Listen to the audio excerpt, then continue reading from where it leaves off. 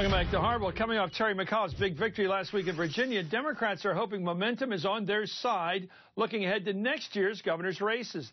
They have their sights particularly set on 3 more governor's seats in 2014, where Republican incumbents appear to be the most vulnerable.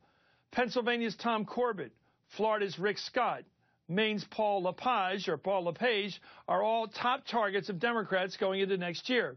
Just today, the Washington Post ranked these guys as the top 3 most endangered governors in the country. All 3 of them trail 2014 rivals in hypothetical matchups, and all 3 continue to see weak job performance numbers. Catch these numbers. Only 43% of Floridians approve of Scott's job performance.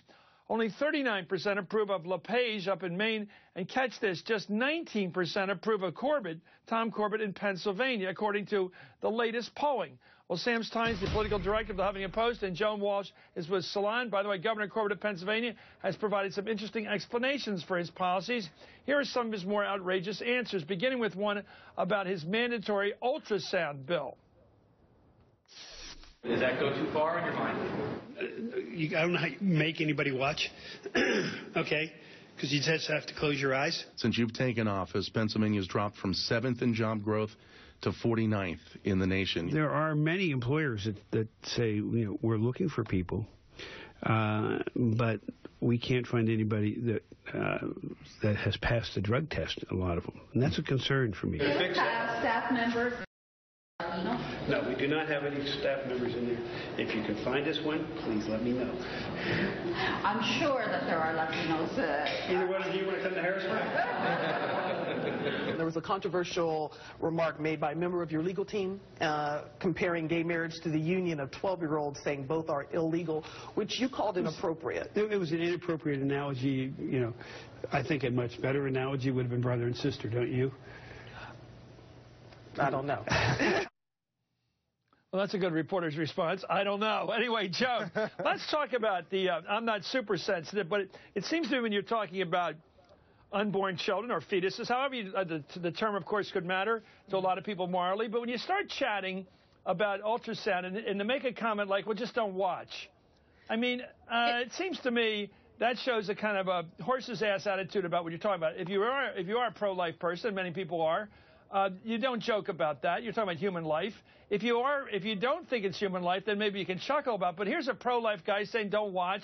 This is all a big joke. It's a big joke. Is it a big joke? It's a joke to him. It's a sop to his supporters. But, I mean, it's such a cavalier and callous thing to say. He is in there acknowledging, Chris, that it actually could be a traumatic thing for a woman that she wouldn't want to see. It's not like he's saying this is best for you and you ought to see it. He's acknowledging that women would either be squeamish or just be completely horrified by having to be violated by the state that way. So to sort of make a joke, and you know, in that really great montage, we insult Latinos, we insult gays. Oh, I got it. How about everybody with that? We insult the unemployed. They're on drugs. I mean, he's really he's really kind of one of the big losers, I think. Let's go to the issue. Maybe manhood's a good word for a guy's out of work, a woman too, but a guy I think sometimes especially a father with kids at home, he can't get a job. The plant's closed. The town's deteriorating. There's no industry left.